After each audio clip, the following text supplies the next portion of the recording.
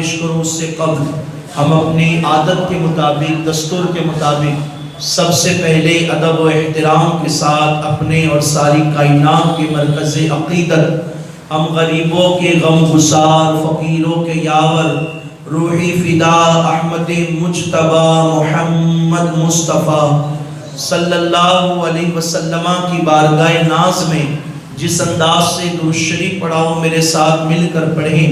الصلاۃ والسلام علیک یا رسول اللہ، اور بلند آواز سے پڑھیں الصلاۃ والسلام علیک یا حبیب اللہ، الصلاۃ والسلام علیک یا نبی اللہ، وعلی آلک واصحابک یا نور اللہ، اللہم صلی وسلم وبارک علی سیدنا محمد النبی الامی الحبیب العالی القدر العظیم الجاہ وعلی آلہ وصحبہ وبارک وسلم۔ اسے درود جمعہ کہتے ہیں، اور اس درود شریف کو جو پابندی سے پڑھے شب جمعہ میں تو مرنے سے پہلے خواب میں رسول اللہ صلی اللہ علیہ وسلم کی زیارت نصیب ہوگی۔ اس درود شریف پڑھنے والے بندے کا خاتمہ ایمان پر ہوگا، اور جب اس کے اعز و اقربا اپنے ہاتھوں سے اسے قبر میں دفن کر رہے ہوں گے، خوش نصیب انسان دیکھے گا کہ اللہ کے نبی علیہ السلام اپنے ہاتھوں سے اس کے جسم کو قبر میں اتار رہے ہوں گے۔ اسے یاد کریں اور پڑھنے کی پابندی کریں، اپنے اعمال میں سے شامل کریں۔ آج ذکر محفل شہادت حسین میں ہم سیرت پاک امام حسین علیہ جدی علیہ السلام کا ذکر جمیل کریں گے، اور اپنے نصیبے کو روشن کریں گے۔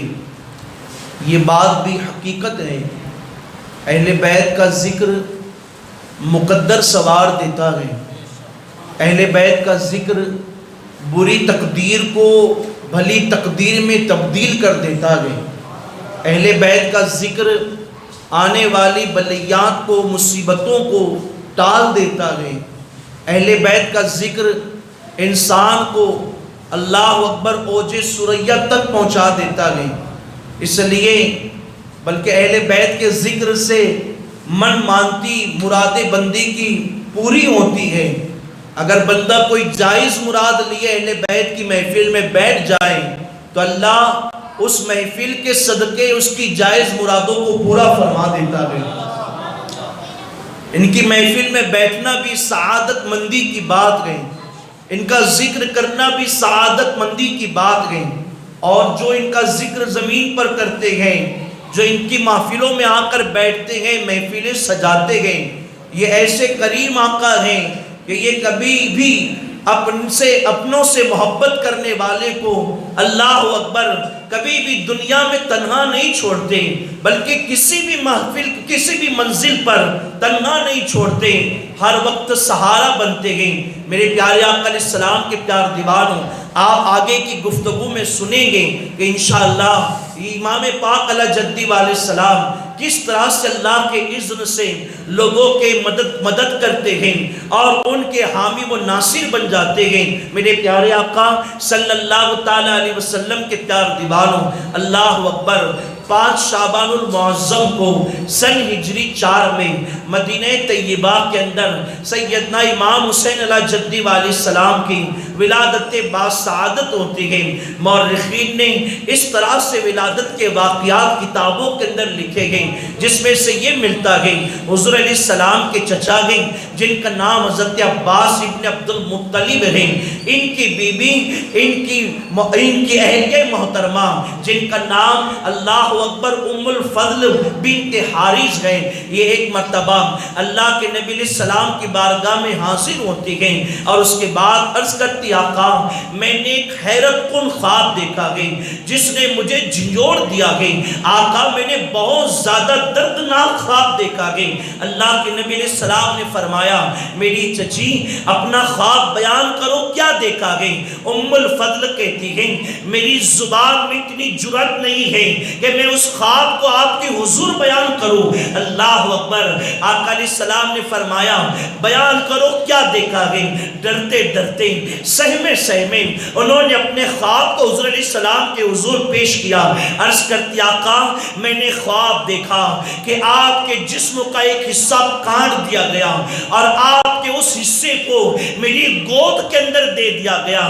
اللہ کے نبی علیہ السلام نے جب یہ خواب سنا آقا مسکرائے، فرمایا میری چچی یہ تو بہت بڑھیا خواب، بہت اچھا خواب ہے، اس لیے کہ اس خواب کی تعبیر یہ ہے کہ میری بیٹی فاطمہ کے گھر ایک لڑکے کی ولادت ہوگی اور وہ بچہ ولادت کے بعد تمہاری گود کے اندر دیا جائے گا۔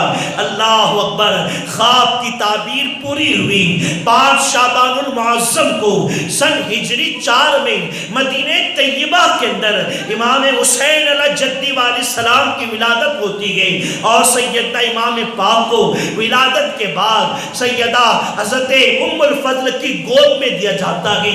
میرے پیارے آقا صلی اللہ علیہ وسلم کے دیوانوں اور بھی سیرت کی کتاب کے اندر ایک واقعہ ملتا ہے، بہت دلچسپ واقعہ ہے جس سے ایمان میں تازگی پیدا ہوتی ہے، اہل بیت کی محبت میں اور زیادہ اضافہ ہوتا ہے۔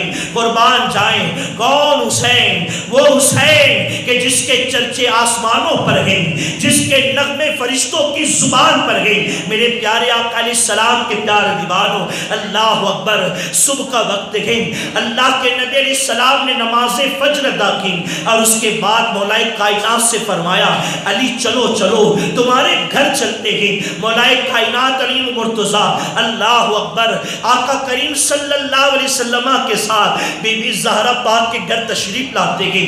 اللہ کے نبی علیہ السلام نے فرمایا علی دروازے پہ کھڑے رہو اور دروازہ بند ہوتا ہے، کسی کو اندر آنے کی اجازت نہیں، اس لیے کہ تمہارے گھر ایک نو مولود بچے کی ولادت ہونے والی ہے، تمہارے گھر میں لڑکے کی ولادت ہونے والی ہے، اور علی سنو کوئی بھی آئے دروازہ نہ کھولنا، اس لیے کہ اجازت نہیں ہے۔ میرے آقا علیہ السلام سیدہ پاک کے گھر میں داخل ہوئے، قربان جائے اللہ اکبر، تھوڑی دیر گزری تھی حضرت سیدنا صدیق اکبر رضی اللہ تعالیٰ حاضر ہوتے ہیں، سلام پیش کیا۔ مولائے کائنات علی المرتضیٰ کہتے ہیں آقا علیہ السلام نے دروازہ بند کر دیا، حضور علیہ السلام نے فرمایا کہ آنے والوں کو دروازے پہ روک دو، اس لیے کہ میرے گھر میں بچی کی ولادت ہونے والی ہے۔ اور سنتے ہو ابو بکر آج مدینے کی زمین فرشتوں سے بھر گئی ہے، ہزاروں کی تعداد میں، لاکھوں کی تعداد میں آج مدینے کی زمین پر فرشتے اترے ہیں۔ کیوں آئے ہیں؟ اس لیے کہ ہر آنے والا فرشتہ میرے دروازے پر آتا ہے، سلام کرتا ہے، مبارکباد دیتا ہے، میرے گھر بچے کی ولادت ہونے والی ہے۔ اللہ اکبر، جناب صدیق اکبر نے سنا، اس کے بعد خوش ہوئے۔ حضرت ابو بکر کے بعد عمر آئے، عثمان آئے، طلحہ آئے، سعد و سعید آئے، بلال آئے، زبیر آئے، آنے والے آتے رہے، سب سلام پیش کرتے رہے اور مولائے کائنات انہیں خوشخبری سناتے رہے۔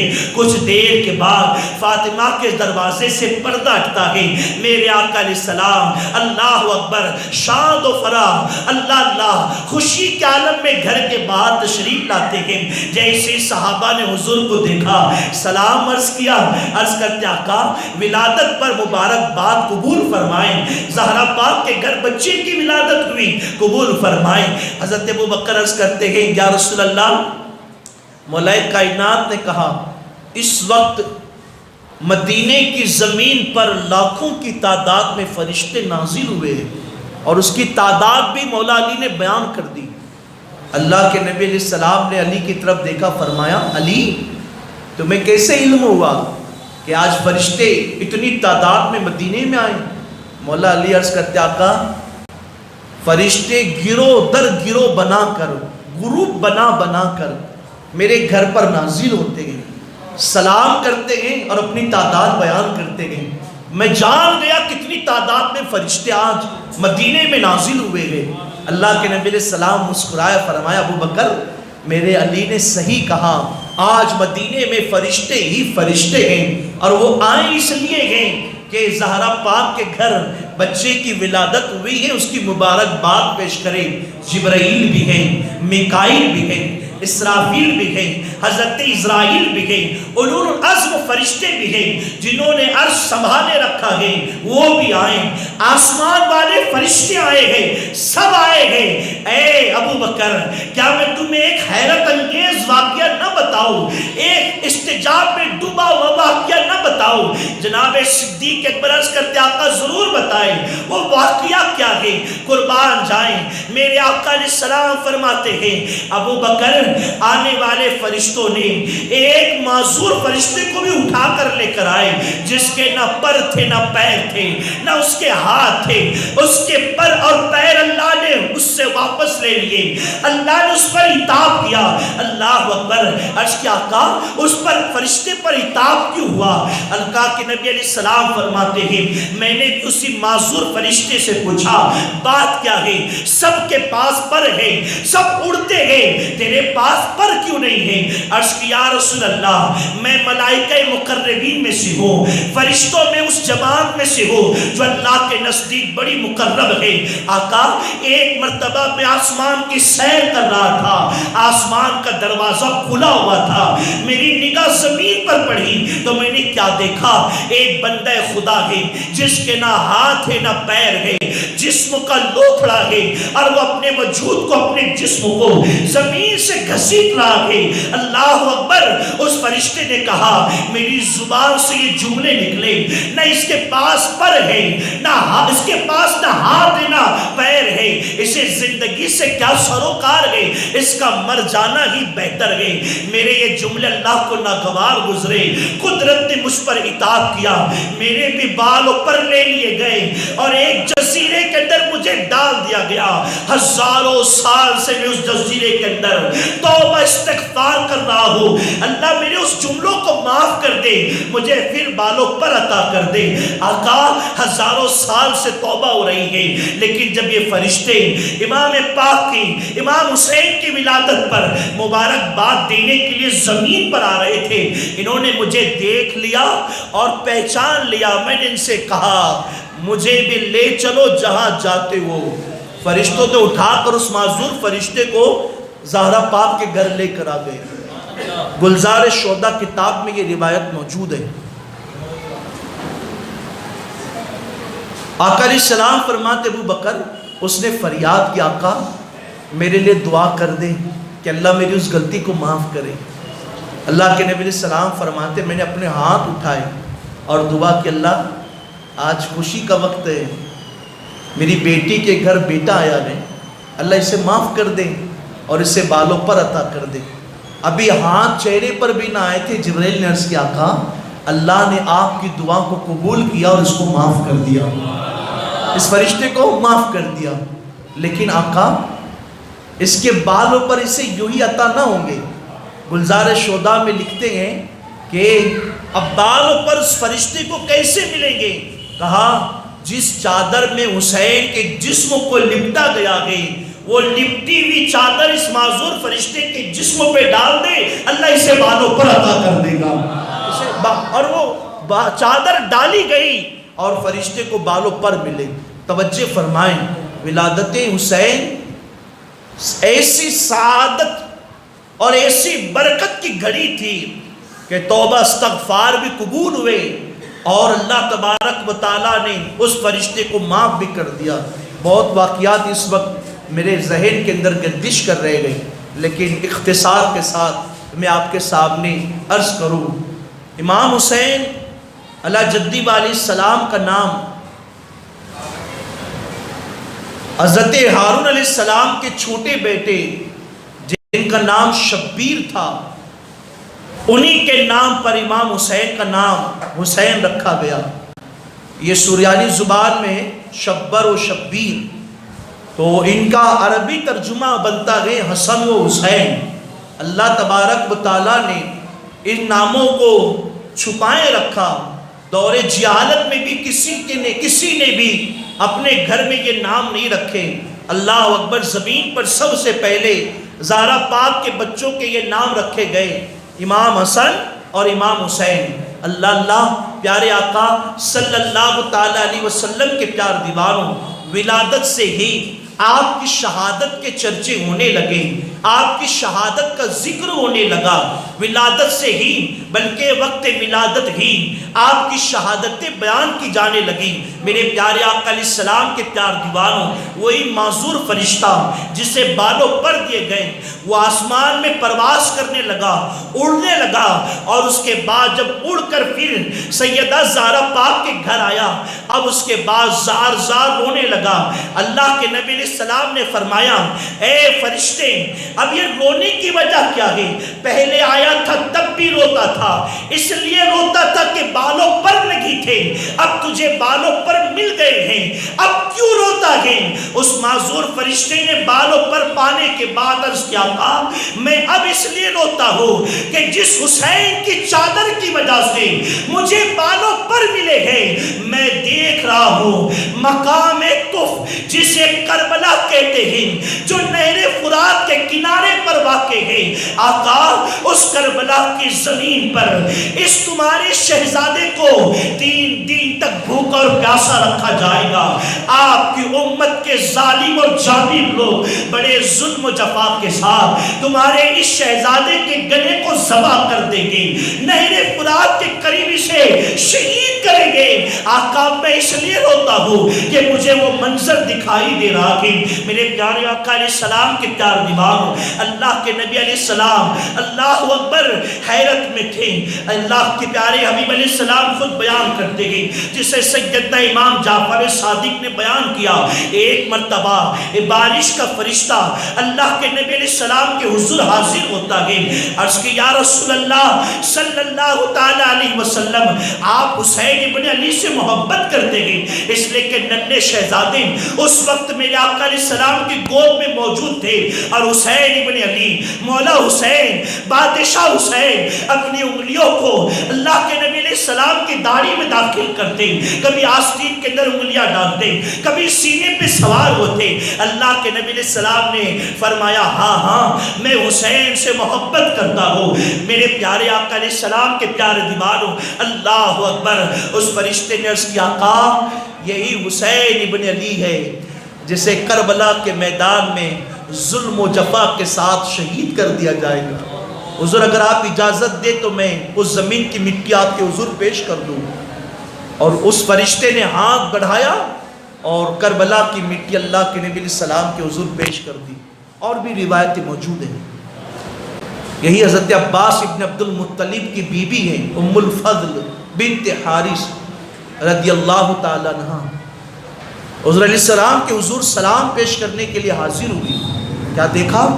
اللہ کے نبی علیہ السلام کی گود میں امام حسین ہے، اور اللہ کے نبی علیہ السلام خوب رو رہے ہیں۔ رونے کا انداز یہ، ام الفضل کہتی ہیں حضور علیہ السلام کی داڑھی مبارک تر ہو گئی، اور آنسو ٹپک ٹپک کر سینے پر آتے ہیں، حضور خوب رو رہے ہیں۔ میں نے عرض کیا، آقا یہ بے چینی، یہ رقت، آقا یہ کیسا؟ آقا اتنا رونا کیسا؟ اللہ کے نبی علیہ السلام فرماتے ہیں، میری چچی ام الفضل، میری گود میں جو میرا شہزادہ حسین ہے، یہ حسین میری امت کے ظالم اور جابر لوگوں کے ہاتھوں شہید ہو جائے گا۔ میں اس کی شہادت کو دیکھ کر رو رہا ہوں، اور مجھے فرشتے نے اس جگہ کی مٹی لا کر دی۔ اللہ اکبر، اللہ کے نبی علیہ السلام نے وہ مٹی ام سلمہ رضی اللہ تعالیٰ عنہ کو عطا کی۔ فرمایا، میری بیوی ام سلمہ، جب یہ مٹی خون بن جائے تو جان لینا میرا حسین کربلا میں شہید ہو گیا۔ حضرت سلمہ نے پہلے اپنے دامن میں مٹی لی اور جیسے حضور کا فرمان سنا تو اسے کانچ کی شیشی کے اندر بند کر لیا اور اسے سنبھالے رکھا۔ جب 10 محرم کو سن ہجری 61 کے اندر کربلا کی زمین پر امام حسین شہید ہوئے تو اللہ اکبر، حضرت سلمہ نے دیکھا اس مٹی کو، وہ مٹی خون بن چکی تھی۔ میرے پیارے آقا صلی اللہ علیہ وسلم کے پیارے دیوانوں، آپ کی ولادت کے ساتھ ہی آپ کی شہادت کے تذکرے ہونے لگے تھے۔ اللہ اکبر، ایک روایت اور ملتی ہے، اللہ کے نبی صلی اللہ تعالی علیہ وسلم ایک کاندھے پر امام حسین کو بیٹھائے ہوئے ہیں اور دوسرے کاندھے پر حضرت ابراہیم جو آپ کے بیٹے ہیں ابراہیم کو بیٹھائے ہوئے ہیں۔ حضرت بلبل سدرہ حاضر خدمت ہوئے، سلام عرض کرتے ہیں، رب کا پیغام سناتے ہیں، یا رسول اللہ، اللہ تبارک و تعالی ان دونوں کو ایک جگہ جمع نہیں کرے گا، آقا ان میں سے کسی ایک کو آپ کو اللہ کے حضور پیش کرنا ہوگا۔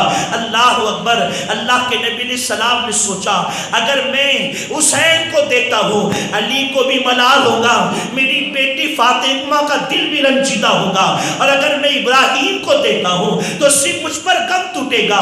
اللہ اکبر، اللہ کے نبی علیہ السلام نے حضرت حسین کو رکھ لیا اور اپنے بیٹے ابراہیم کو پیش کر دیا۔ 3 دن کے بعد سیدنا ابراہیم رضی اللہ تعالیٰ عنہ کا جو اللہ کے نبی علیہ السلام کے بیٹے سگے بیٹے ہیں ان کا وصال ہوتا ہے، ان کا انتقال ہوتا ہے۔ اللہ اکبر، اس کے بعد جب بھی محفل کے اندر امام حسین آتے یا میرے آقا علیہ السلام حسین ابن علی کے پاس جاتے تو اس کے بعد حسین ابن علی کو دیکھتے اور کہتے مرحبا میرے شہزادے، مرحبا مرحبا مرحبا، حسین تو وہ ہے جس پر محمد نے اپنے بیٹے ابراہیم کو قربان کر دیا۔ میرے پیارے آقا علیہ السلام کے پیارے دیوانوں، حسین ابن علی وہ ہے جن کی شہادتوں کے ذکر آپ کی ولادت کے ساتھ کی شروع ہو چکے تھے۔ رسول اللہ جانتے تھے یہ شہید ہوں گے، سیدہ عائشہ صدیقہ جانتی تھی یہ شہید ہوں گے، سلمہ جانتی تھی یہ شہید ہوں گے۔ مولا کائنات کی روایتیں ملتی ہیں، سیدنا مولا کائنات تو جب جنگ صفین سے واپس پلٹ رہے تھے، اللہ اکبر، آپ نے نہر فرات کے کنارے اللہ اپنی سواری کو روک دیا اور فرمایا بتاؤ اس زمین کا نام کیا ہے؟ لوگوں نے کہا یہ فرات کے قریب واقع اسے کربلا کہتے ہیں۔ آپ نے جیسے اپنے کانوں سے کربلا کے الفاظ سنے، اللہ اکبر، ایسی رقت مولا علی پہ طاری ہوئی، اپنی سواری سے نیچے آ گئے، اتنا روئے جس جگہ مولا علی بیٹھے رو رہے تھے وہ زمین بھی آنسوؤں سے تر ہو گئی۔ کسی نے اس کی آقا اتنے رونے کی وجہ کیا ہے؟ حضرت مولا کائنات کہتے ہیں مجھ سے اللہ کے نبی علیہ السلام نے فرمایا علی وقت آئے گا نہر فرات کے قریب کربلا کی زمین پر تیرے شہزادے میرے بیٹے حسین کو اور ان کی اہل بیت کے ساتھ جانثاروں کے ساتھ انہیں کربلا میں ذبح کر دیا جائے گا، انہیں شہید کر دیا جائے گا اور ان کے خون سے کربلا کی زمین رنگین ہوں گی۔ مولا علی کہتے ہیں یہ وہی زمین ہے، بلکہ حضرت عبداللہ ابن عباس رضی اللہ تعالیٰ بیان کرتے گئے مولا علی نے تو یہاں تک بیان کیا کربلا کی زمین، توجہ آپ کی، کربلا کی زمین پہ اترنے کے بعد مولا علی نے یہاں تک بیان کیا جہاں اہل بیت کے خیمے لگنے والے ہوں گے۔ مولا علی نے وہ جگہ بھی دکھائی یہاں میری اہل بیت کے خیمے لگیں گے۔ مولا علی رضی اللہ تعالیٰ نے یہ جگہ بھی بتائی یہاں اہل بیت کی سواریاں باندھی جائیں گی یا ان کے کجاوے رکھے جائیں گے، یہاں پر ان کے لاشیں ہوں گے، ساری جگہ کی نشاندہی کر دی۔ درود شریف پڑھ لیجئے۔ اللہ رب محمد صلی اللہ علیہ وسلم نحن عباد محمد صلی اللہ علیہ وسلم صلاۃ و سلام علیک یا جد الحسن والحسین صلاۃ و سلام علیک یا جد الغوث الثقلین صلی اللہ تعالی علیہ وسلم۔ ایک مرتبہ اور بآواز بلند پڑھیں اللہم صلی علی سیدنا و مولانا محمد عبدکا و رسولکا وصلی علی المؤمنین والمؤمنات والمسلمین والمسلمات صلی اللہ تعالی علیہ وسلم۔ میرے پیارے آقا صلی اللہ علیہ وسلم کی پیار دیوانوں، آپ دیکھیں اندازہ کریں اگر کوئی ہمارے گھر بچے کی ولادت ہو اور کوئی ماہر طبیب ڈاکٹر یہ کہہ دے کہ اس کے پاس اس کے جسم میں یہ کمی ہے، اس کے جسم کے اندر یہ نقص ہے، اللہ اکبر، ہم زار ہوتے ہیں اور علاج و معالجے کے لیے ہم بہت کوششیں کرتے ہیں، دعائیں کرتے ہیں، التجائیں کرتے ہیں کہ ہمارے بچے کی یہ ساری مصیبت دور ہو جائے، یہ ساری پریشانیاں بچے سے دور ہو جائے، اللہ اکبر۔ لیکن قربان جائیں، اہل بیت رسول اللہ بھی جانتے تھے، سیدہ زہرا پاک بھی جانتی تھی حسین ابن علی شہید ہوں گے، مولا علی بھی جانتے تھے یہ شہید ہوں گے، نبی کے گھر والے امہات المومنین بھی جانتی تھی یہ شہید ہوں گے، یہ شہید ہوں گے، حتیٰ کہ صحابہ کے بیچ بھی ان کے شہادت کے چرچے ہونے لگے، سب جانتے تھے یہ شہید ہوں گے، یہ شہید ہوں گے۔ لیکن قربان جائیں، کسی نے یہ نہیں کہا اللہ ان کو اس آزمائش سے بچا لے، بلکہ جب فرشتے نے خبر دی، اللہ کے نبی علیہ السلام نے ہاتھ اٹھائیں اور اس کے بعد کہا سنے فرشتے، جو تو حسین کی شہادت کی خبر دیتا ہے، ہم اللہ کی لکھی ہوئی تقدیر پر راضی ہیں، ہم اس کی رضا پہ راضی ہیں۔ اس کے بعد ہاتھ اٹھا کر دعا کرتے ہیں، اے اللہ میرے حسین کو صبر دے اور اس صبر پر اجر عطا کر، حسین کو صبر بھی دے اور حسین کو اجر بھی عطا کر۔ میرے پیارے آقا علیہ السلام کے چار دیواروں، مولا علی کربلا کی زمین پہ روتے ہوئے مقامات اہل بیت کو دکھاتے رہے، لیکن علی نے وہاں بھی دعا نہیں کی کہ اللہ اس مصیبت کو دور کر دے، نہیں، بلکہ علی بھی کربلا کی زمین پر ہاتھوں کو اٹھائے دعا کرتے گئے، اللہ میرے حسین کو صبر دے اور اس صبر پر حسین کو اجر عطا کر۔ میرے پیارے آقا علیہ السلام کے چار دیواروں، لوگ کہتے ہیں یہ دو حکومتوں کی لڑائی تھی، دو بادشاہوں کی لڑائی تھی، جو کربلا میں واقعہ پیش آیا، جو مارکہ پیش آیا۔ نادانو، یہ کوئی دو بادشاہوں کی لڑائی نہیں تھی، بلکہ یہ لڑائی حق اور باطل کی لڑائی تھی، یہ محبت اور دشمنی کی لڑائی تھی، یہ دین کی لڑائی تھی، اللہ اکبر۔ اور کربلا میں یہ سارے واقعات رونما ہوئے۔ میرے پیارے آقا صلی اللہ علیہ وسلم کے پیار دیوانوں، اللہ کے نبی علیہ السلام امام حسین علیہ جدی علیہ السلام سے بہت محبت فرماتے، ہمیشہ اپنے ساتھ رکھتے، اور اللہ کے حبیب علیہ السلام اللہ کے حضور دعائیں کیا کرتے تھے۔ قربان جائے، ایک بہت پیاری بات یاد آتی ہے، آقا حسین سے بھی محبت کرتے، اور جو حسین سے محبت کرے اللہ کے نبی علیہ السلام اس سے بھی محبت کرتے۔ بہت غیری بات توجہ آپ کی، کتبی سیر کے اندر لکھا ہوا ہے، سیرت کی کتابوں میں، کہ ایک مرتبہ اصحاب رسول اور اللہ کے نبی علیہ السلام مسجد سے باہر نکلے، ابھی کچھ دور ہی چلے تھے کہ مدینے میں کچھ بچے کھیلتے ہوئے نظر آئے۔ اللہ کے نبی صلی اللہ علیہ وآلہ وسلم ان بچوں کے قریب پہنچے اور بہت سارے بچوں میں سے ایک بچے کو حضور نے اٹھا لیا اور اس سے محبت کرنے لگے، بلکہ یہاں تک ملتا ہے اللہ کے نبی علیہ السلام نے بوسہ دیا، اپنا دست مبارک اس کے سر پہ رکھا اور حضور اس سے محبت کرنے لگے، محبت کا اظہار فرمانے لگے۔ صحابہ کو اس بچے پہ رشک آنے لگا۔ جب اللہ کے نبی علیہ السلام نے پیار کیا، محبتیں کی، دعاؤں کے بعد جب بچے کو رخصت کیا، کسی نے عرض کیا یا رسول اللہ اتنے سارے بچوں کے اندر آپ نے اس بچے سے جو محبت کی ہمیں رشک آتا ہے، اسے اٹھا لیا اپنی گود کے اندر، اس کے سر پہ ہاتھ رکھا، اس کا بوسہ لیا، یا رسول اللہ انفرادی محبت، آقا اس بچے سے خاص محبت کی وجہ کیا ہے؟ غلاموں اپنے نصیبے پہ ناز کرو، ہمارے دلوں میں کسی غیرے کی محبت نہیں، حسین ابن علی کی محبت ہے، اور ہمیں یقین ہے یہ محبت دنیا میں بھی ہمارا سہارا ہے، موت کے وقت بھی ہمارا سہارا ہے، قیامت میں بھی ہمارا سہارا ہے۔ اللہ کے نبی علیہ السلام فرماتے ہیں میں اس بچے سے محبت کرتا ہوں، گواہ ہو جاؤ اس بچے سے محبت کرتا ہوں، اور قیامت کے میدان میں اس بچے کی شفاعت کروں گا، اس کے ماں باپ کی بھی شفاعت کروں گا، ان کے گھر والوں کا شفیع بنوں گا۔ اللہ اکبر۔ اللہ کے نبی علیہ السلام فرماتے ہیں بچے سے محبت کی وجہ یہ ہے، ایک مرتبہ میں نے دیکھا کہ جب میرا حسین اپنے گھر سے باہر نکلا، یہ بچہ میرے حسین کے پیچھے پیچھے چلتا گئے، جا جا میرے بیٹے حسین کا قدم لگتا گئے، یہ ان کے قدموں کی جگہ سے مٹی اٹھاتا اور اپنے سر پہ مٹی لگاتا، اپنی پیشانی پہ مٹی لگاتا، حسین کے قدموں کو بوسہ دیتا۔ آقا فرماتے ہیں میں نے حسین سے اس کی محبت دیکھی تو میں بھی اس سے محبت کرنے لگ گیا، اور سنو قیامت میں اس کی شفاعت کروں گا، اس کے ماں باپ کا بھی میں شفیع بنوں گا۔ میرے پیارے آقا علیہ السلام کے پیار دیوانوں، اہل بیت کی محبت کبھی تنہا نہیں چھوڑتی ہے، اور نماز کی دعوت دینے والوں انکار نہیں، ضرور نماز کی دعوت دو۔ نماز اسلام کی پہچان ہے، دین کا شعار ہے۔ اللہ اکبر۔ اور عبادتوں کی طرف بلانے والوں عبادتوں کی دعوت تو ضرور دو، سنتوں کے عامل بناؤ، سنتوں پر عمل کرو، لیکن بتاؤ کیا گارنٹی ہے یہ تمہارے اعمال وقت مرگ، وقت نزع، تمہاری موت کے وقت تمہارے ایمان کے محافظ بن جائے، تمہارے ایمان کو بچا سکے؟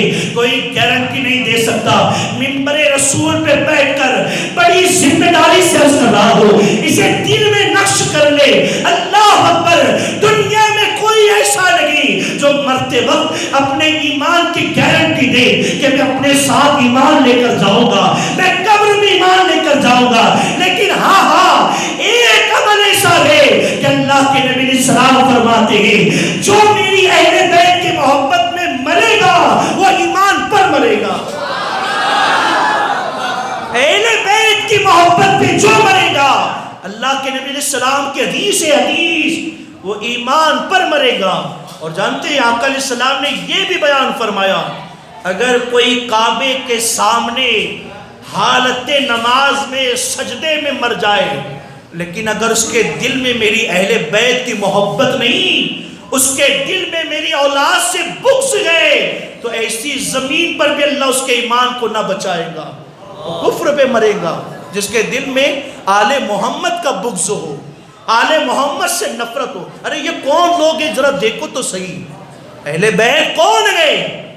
اللہ کے نبی صلی اللہ علیہ وسلم نے ان کے لیے دعائیں کی، حضور محبت کرتے ہیں، فاطمہ محبت کرتی ہے، بلکہ جبرائیل محبت کرتے ہیں۔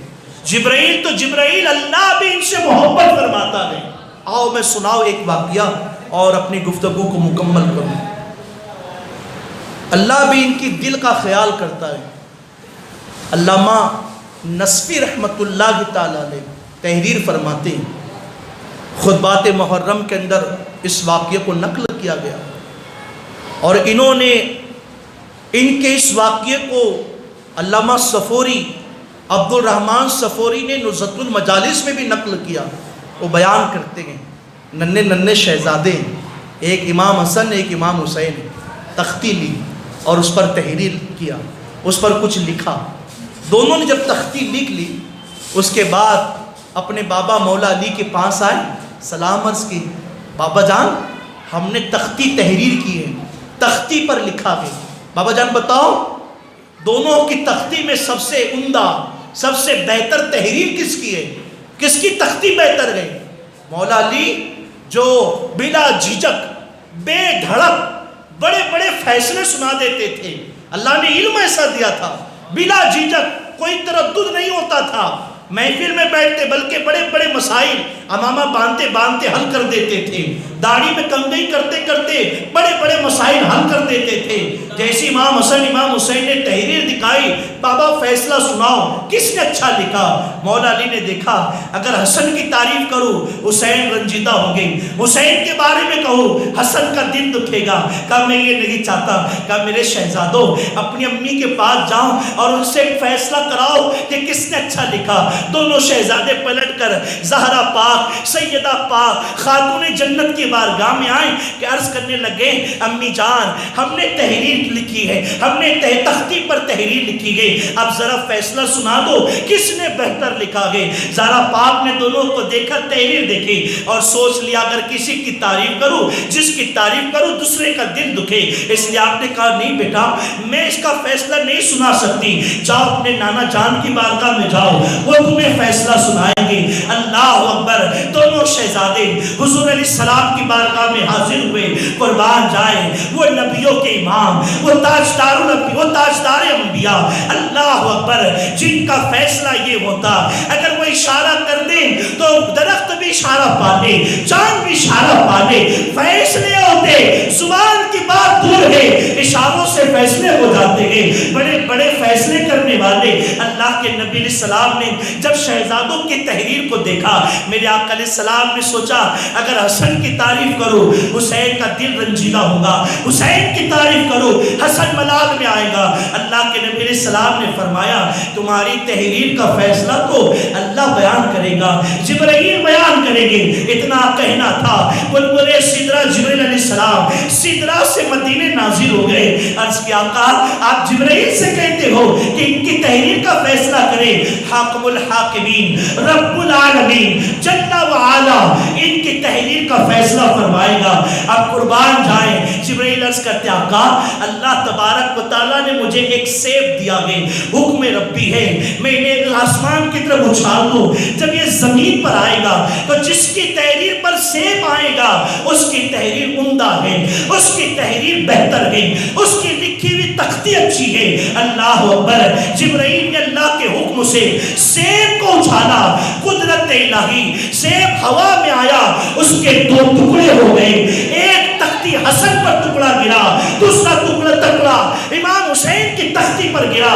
قدرت نے فیصلہ کر دیا دونوں کے دل ہمارے نزدیک بڑے محبوب ہیں، اس لیے ہم تمہارے دلوں کا خیال کرتے ہیں، اور دونوں کی تحریر بہت اچھی لکھی گئی ہے۔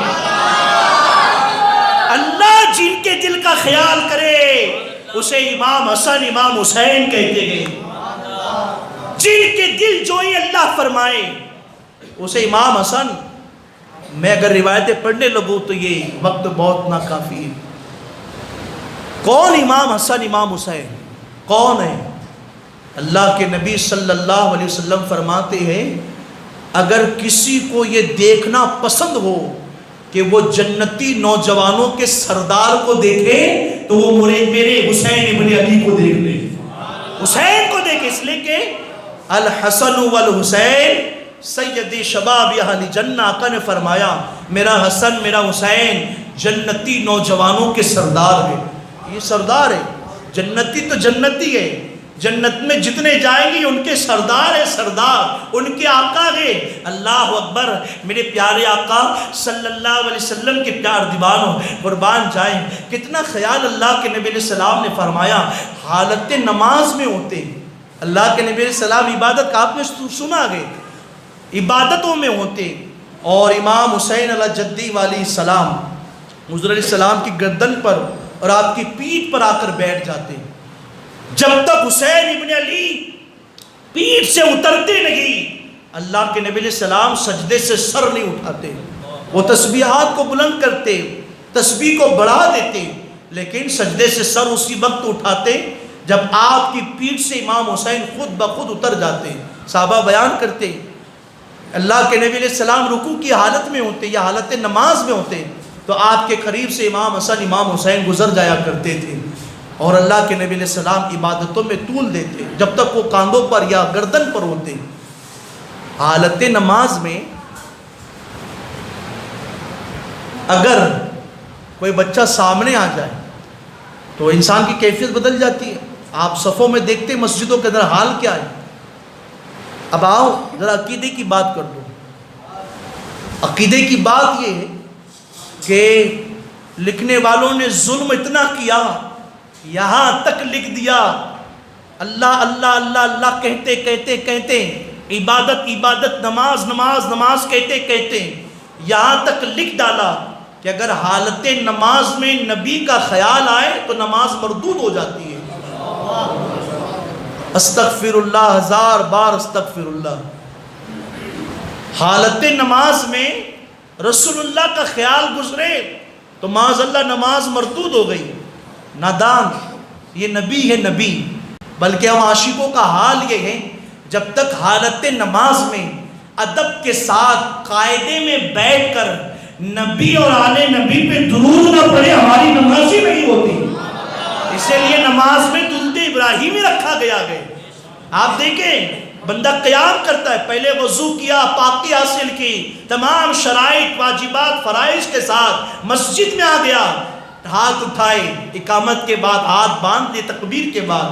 اب اس نے ثنا پڑھی، ثنا پڑھنے کے بعد عرض کرتا ہے مارے اللہ میں نے تیری تعریف کی، تیری ثنا کی، اللہ میری نماز ہو گئی. نہیں بندے، ابھی فاتحہ پڑھ.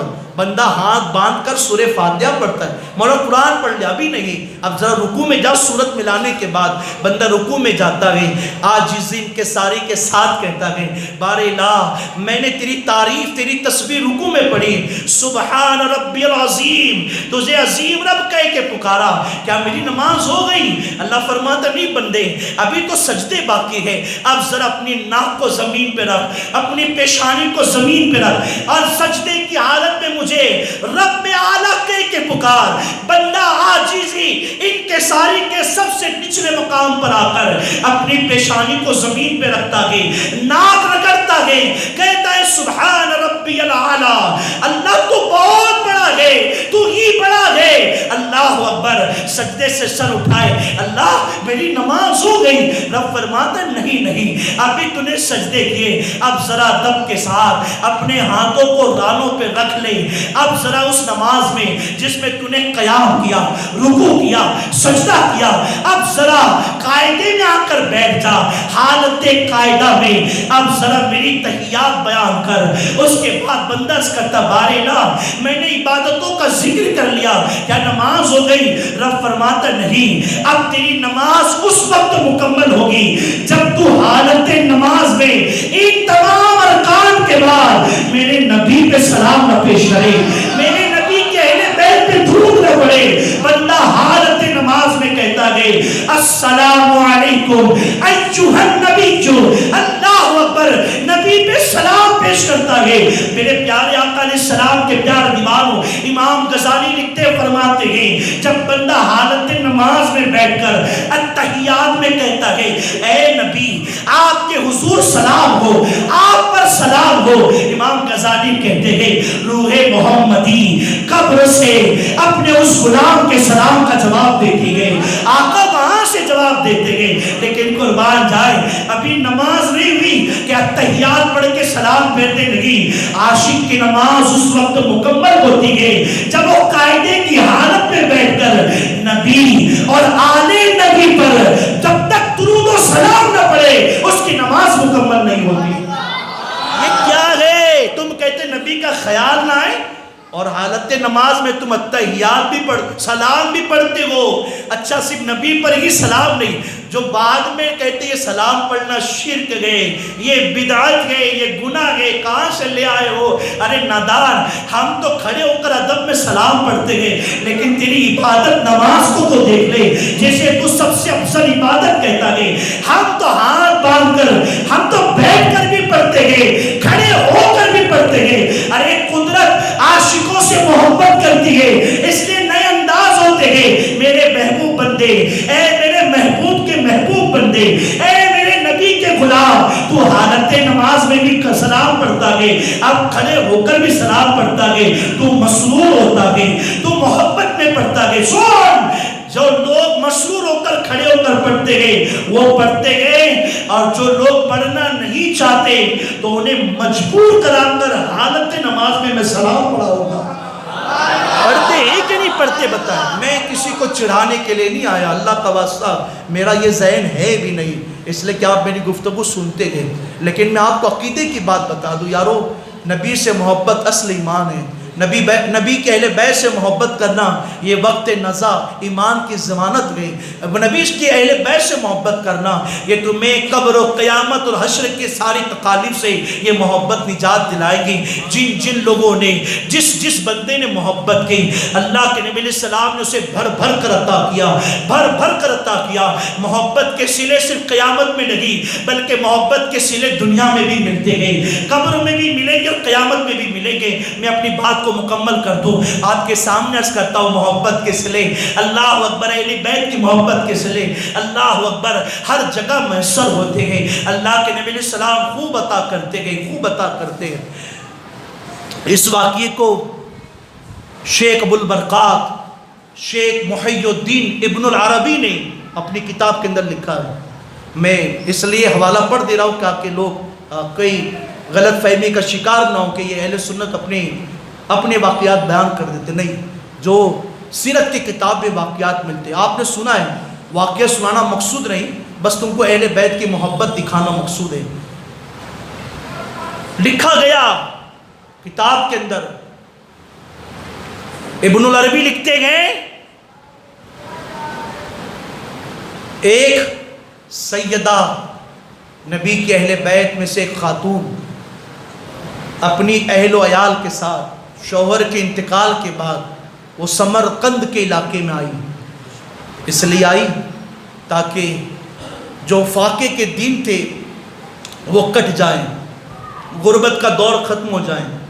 سمرقند کے علاقے میں اس سیدہ زادی نے اپنی بچیوں کو مسجد میں بیٹھا دیا اور رزق کی تلاش میں باہر نکلی. اور لوگوں نے الگ الگ روایتیں بیان کی ہیں، لیکن جو میں نے پڑھا میں آپ کے سامنے عرض کر رہا ہوں. وہ سیدہ زادی جب سمرقند کے علاقے میں روٹی کی تلاش میں پہنچی تو دیکھا ایک گھر کے باہر لوگوں کا ہجوم ہے اور اس میں ایک شخص گئے جو لوگوں کو خیرات بانٹتا ہے. وہ سیدہ زادی قریب آئی، سلام پیش کیا، اپنی رودات سنائی، کہا ہم نبی کے اہل بیت میں سے ہیں اور میرے شوہر کا انتقال ہوا، اس لیے ہم نے اپنا شہر چھوڑ دیا کہ عزت کی بات تھی، اب کئی دین کے فاقے ہیں، میں نے اپنے بچیوں کو مسجد میں بیٹھا دیا اور تیرے پاس روٹی کا سوال لے کر آئی ہوں، تو میرے سوال کو پورا کر دے، میں قیامت میں کے دن نانا سے کہہ کر تیری شفاعت ضرور کراؤں گی. اللہ اکبر. اس بندے نے جب یہ دیکھا، رئیس بندہ تھا، مالدار تھا، اس نے دیکھا کہ لوگ مانگنے کے لیے اپنے نسب کو بدل دیتے ہیں. اس نے کہا کہ تیرے سید ہونے پر کسی ایک کو گواہ لے کر آ، میں تجھے بھر بھر کر دے دوں گا. اللہ اکبر. اس سیدہ زادی نے کہا اجنبی شہر کے اندر، اللہ اکبر، اس انجان علاقے کے اندر بھلا میں اپنے سید ہونے پر کہاں سے گواہ لا کر تجھے پیش کروں؟ میری زبان پہ یقین کر مان لے، تو یہاں دے گا، میں قیامت کے دن نانا کے ہاتھوں سے تجھے دلواؤں گی. لیکن اس نے نہیں مانا، کہا کہ جاؤ پہلے سند لے کر آؤ، جاؤ پہلے کسی گواہ کو لے کر آؤ. پیارے آقا علیہ السلام کے پیار دیوانوں، چھوٹا سا دل لیے ہوئے وہ سیدہ زادی وہاں سے پلٹ گئی. کیا دیکھا کہ ایک گھر کے باہر اور بھیڑ لگی ہوئی ہے، اس پر ایک مرد بیٹھا ہوا، ایک نوجوان ہے، کسی نے کہا وہ بزرگ ہے. اللہ اکبر. لیکن وہ آگ کی پوجا کرنے والا مجوسی تھا، لوگوں کے پاس اس کی بھیڑ لگی ہوئی تھی، وہ بھی خیرات کر رہا تھا، وہ بھی بانٹ رہا تھا. یہ سیدہ دبے قدم اس کے پاس آ گئی، اس لیے کہ بھوک کا غلبہ تھا، کئی دین کے فاقے ہو چکے تھے، بچوں کی قربت مانگنے پر مجبور کر رہی تھی. اللہ اکبر. اس سیدہ زادی نے کہا سن، میں نبی کے گھر کی ایک فرد ہوں، میں سیدہ فاطمہ کے گھر کی لڑکی ہوں، میں اس حال میں تیرے پاس آئی ہوں، میرے بچے بھوک سے تڑپتے ہیں اور میں نے سمرقند کی مسجد کے اندر انہیں بیٹھا دیا ہے، تو تھوڑی سی مدد کر دیں تاکہ میرے بچوں کو کچھ لقمے مل جائیں. پیارے آقا علیہ السلام کے پیارے دیوانوں، جب اس نے اتنا سنا، سیدہ پاک کی بیٹی ہے، اس نے کہا رکو رکو ذرا میں ابھی آتا ہوں. دوڑا اپنے گھر کے اندر. اس کے بعد کہا اے میری اہلیہ، اے میری بی بی، کیا تجھے بات کچھ یاد ہے؟ اس نے کہا بتاؤ کیا پوچھنا چاہتے ہو؟ المختصر. وہ شوہر کہتا ہے اپنی بیوی سے، مجوسی کہتا ہے ہمارے گھر اولاد نہیں ہوتی ہوتی تھی، ہم نے بڑا علاج کیا، بڑے بڑے طبیبوں کے پاس گئے، جب علاج سے کچھ نہ ہوا ہم نے بڑی بڑی عبادتیں کی، بڑی بڑی منتیں اٹھائی، سب سے دعائیں لی، لیکن اولاد نہ ہوئی۔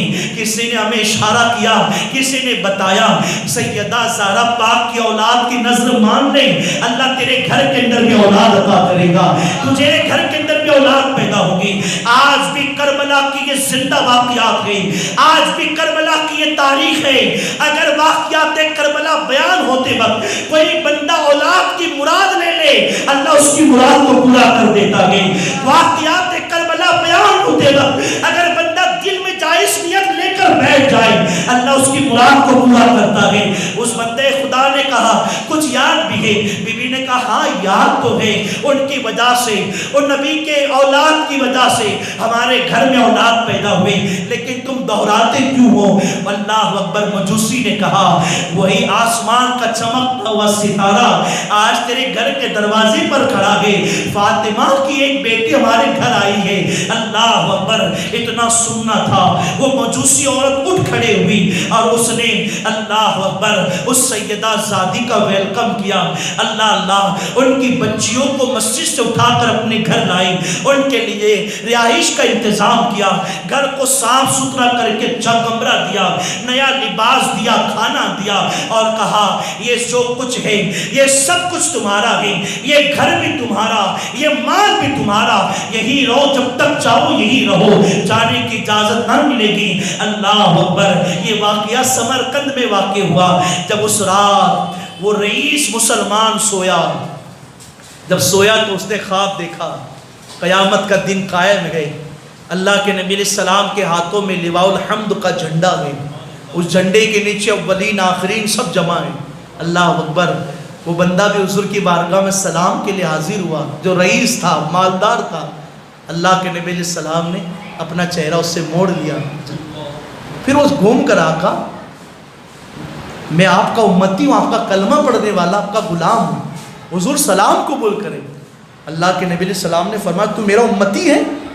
کہا ہاں حضور، میں آپ کا کلمہ پڑھتا ہوں، آپ کا امتی ہوں۔ اللہ کے نبی علیہ السلام نے فرمایا تو میرے امتی ہونے پر کسی گواہ کو لا، کہ تو میرا امتی ہے، گواہ کو لا۔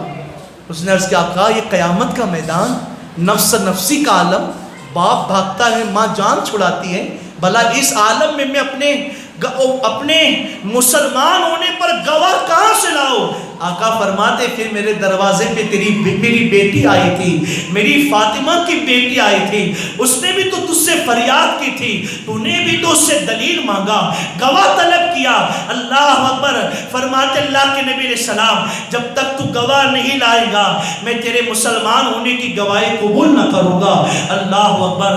اب خواب کیا دیکھنا تھا، آدھی رات میں آنکھ کھل گئی، زور سے چیخ ماری، اپنے سر پہ خاک ڈالا، ہائے میں برباد ہو گیا، ہائے میں ہلاک ہو گیا۔ قریب اس کی بیوی سوتی تھی، اٹھ کر بیٹھ گئی، میرے شوہر، میرے سرتاج، کیا بات ہے؟ کوئی درد واقع ہوتا ہے، کوئی درد ہوتا ہے جسم کے اندر، آؤ تمہارا علاج کرو، حکیم کو بلاؤ، طبیب کو بلاؤ۔ کہا نہیں، مجھ پر تو ایسا پار ٹوٹا گئی جس کا بیان نہیں۔ بیوی نے سہارا دیا، کہا بتاؤ تو صحیح ہوا کیا گئی؟ سارا واقعہ کہہ سنایا۔ بی بی نے راستہ دکھایا، جس بیٹی کی وجہ سے حضور ناراض ہے اس بیٹی کو تم راضی کر لو، حضور بھی راضی ہو جائیں گے۔ اب اپنے غلاموں کو بلایا، سب کو تلاش میں لگا دیا، سب سمرقند میں پھیل گئے ڈھونڈنے کے لیے وہ سیدہ کہاں ہے۔ جب دین کا سویرا ہوا تو اس نے دیکھا کہ وہی مجوسی کا گھر ہے سامنے، اور وہ تھال بھر بھر کر لوگوں کو اشرفیہ بانٹ رہا ہے، بہت خوش ہے۔ اس مسلمان نے سوچا اس کے پاس کون سی ایسی نعمت آ گئی کہ یہ اتنا خوش ہے کہ اشرفیہ بانٹ رہا ہے، سونے کے سکے لٹا رہا ہے۔ کسی نے کہا کل رات اس کے گھر، نبی کے گھر کی ایک بیٹی آئی ہوئی ہے، تو اس ان کی آمد پر یہ اتنا خوش ہے۔ جو اتنا سننا تھا دوڑا مجوسی کی طرف، کہا او مجوسی سن، تیرا مذہب دوسرا، تیرا دین دوسرا، جو تیرے گھر میں شہزادی نا وہ میرے نبی کی بیٹی ہے، ہمارا مذہب ایک ہے، کلمہ ایک ہے، ان کو میرے حوالے کر دیں، تو جتنا مانگے گا میں اس کے عوض تجھے دے دوں گا۔ اس مجوسی نے اس کا منہ دیکھا اور مسکرایا، کہا کہ نا کوئی قیمت میں تیرے حوالے نہ کروں گا۔ کہا مانگ، کتنا مانگتا ہے؟ کیا میں تیرے گھر اشرفیوں سے بھرے تھال بھیج دوں؟ مجوسی نے کہا نہیں، یہ قیمت نہیں۔ کہا قیمت بتا دے، میں ساری قیمت ادا کرنے کے لیے تیار ہوں۔ اللہ اکبر۔ مورخین لکھتے یہاں تک اس نے بیان کیا میرے جسم کی چمڑی کھینچ لے، چمڑی لے لے، لیکن وہ سیدہ کو مجھے دے دے۔ اس نے کہا نہیں، اس کی قیمت یہ بھی نہیں ہو سکتی ہے۔ کہا قیمت کیا ہوگی؟ کہا سن، جس رات تو نے خواب میں حضور علیہ السلام کو دیکھا، حضور تجھ سے منڈی پھراتے تھے، چہرہ پھراتے تھے، اس رات میں بھی حضور کی بارگاہ میں موجود تھا۔ حضور تجھے نہیں دیکھتے تھے، حضور مجھے دیکھتے تھے، اور مجھے اس سیدہ زادی کی خدمت کی وجہ سے رسول اللہ نے جنت کا محل دیا ہے۔ میں کل کی رات مسلمان ہو گیا ہوں، میرے گھر والے بھی کلمہ پڑھ کے مسلمان ہو گئے، اور چھوٹی سی خدمت کا صلہ مجھے یہ دیا گیا کہ رسول اللہ نے مجھے جنت کے محل عطا فرما دیے۔ یہ سیدوں کے مراتب اپنے جیسا سمجھنے والوں کس خوش فہمی کے اندر مبتلا ہو۔ دنیا میں جو چاہے کر لو، اور انسان کر سکتا ہے، جو ظلم کرنا، بہتان لگانا، دغا بازی کرنا، الزامات لگانا، جو کرنا ہے کر لو، لیکن آخر تو قیامت کا میدان ہے، اور وہاں کسی کی نہیں، ان سیدوں کے نانا کی چلے گی۔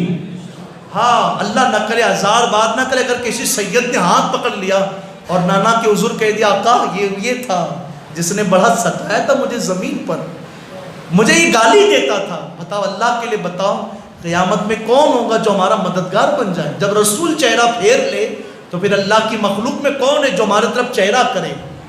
یہ تو ایک شفاعت کا دروازہ ہے۔ ہمارے اعمال ایسے نہیں، ہماری نیکیاں ایسی نہیں، قیامت کے میدان میں بخشے جائے، حضور شفاعت کریں گے، امتی جنت میں جائیں گے۔ اور اگر حضور ہی چہرہ پھیر لے، بتاؤ کیا حال بنے گا؟ اس لیے اللہ کے لیے جب گناہ ہوتا ہے تو انسان توبہ کر لے، لیکن اگر کسی سید زادے کی بے ادبی ہو جائے تو دیر نہ کرے، ہرگز دیر نہ کرے۔ پہلے تو بے ادبی کرے ہی نہیں۔ کیا آپ نے اعلیٰ حضرت کو نہیں پڑھا؟ اگر میں پڑھنے لگوں تو یہ وقت ناکافی ہے، اس لیے کسوٹی دی گئی، ایک آلہ دیا گیا ایمان پر خاتمے کے لیے۔ ان کی محبت دل میں بساؤ۔ اللہ کے نبی علیہ السلام کی حدیث سنو، اس پر اختتام کرتا ہوں۔ حضور علیہ السلام نے فرمایا تم میں کوئی شخص اس وقت تک ایمان کی لذت کو نہ پا سکے گا جب تک کہ وہ اپنی جان سے زیادہ مجھ محمد سے محبت نہ کرے، اور اپنی اولاد سے زیادہ میری اولاد سے محبت نہ کرے۔ حضور نے فرمایا ایمان کی حلاوت، ایمان کی چاشنی بھی اس بندے کو نہ ملے گی جو بندہ اپنی اولاد سے زیادہ میری اولاد سے محبت نہ کرے۔ اولاد سے محبت کرنے والوں ذرا فیصلہ کرو، ہم نبی کے اولاد سے کتنی محبت کرتے ہیں۔ صرف رسمن سادات کے غلام مت بنو، عادتاً اور عملاً سادات کے غلام بنو، اس لیے کہ ان کی سیادت اور ان کی محبت ہمارے ایمان کی ضمانت گئی۔ اللہ کریم ہم سب کو کہنے سننے سے زیادہ عمل خیر کی توفیق عطا فرمائیں۔ کوئی لفظی خطا واقع ہوئی ہو میں سب کو گواہ بنا کر توبہ کرتا ہوں۔ استغفر اللہ ربی من کل ذنب واتوب الیہ وما علینا الا البلاغ۔ السلام علیکم ورحمۃ اللہ وبرکاتہ۔